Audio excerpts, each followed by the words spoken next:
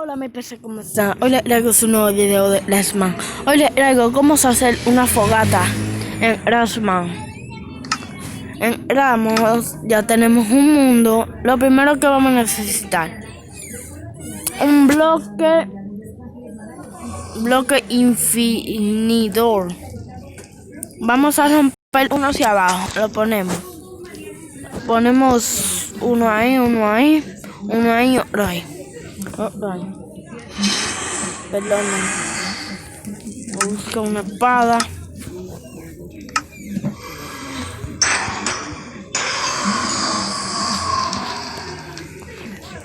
Y ya lo tenemos así. Le encendemos encendemos. Y como pueden ver, es una fogata que no se apaga. Lo pueden poner en otro, como la tierra, que no se apaga. Le apaga, pero ese nunca se apaga.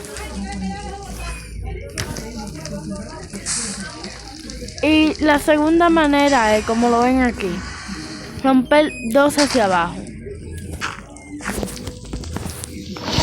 Poner y así. Y tenemos una fogata, pero me gusta más esta. Lo pueden usar en sobrevivencia. Ahora vamos a ver si se le puede poner carne. Yo creo que no se puede poner. Pero es una fogata, lo podían usar. Yo lo hice con piedra, pero también lo podemos hacer un bloque de eso. Yo creo que no se prende. Ponemos ahí. No, yo creo que no se prende. No. Vamos ahí. Se prende. Por eso lo usé con piedra.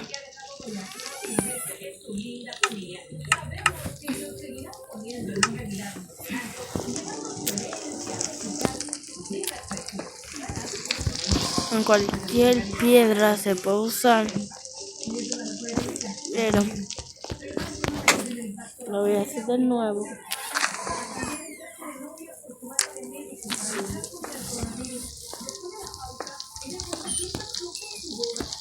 Vieron.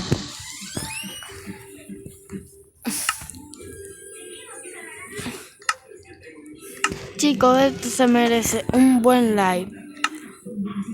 Un buen like, chicos, se merece.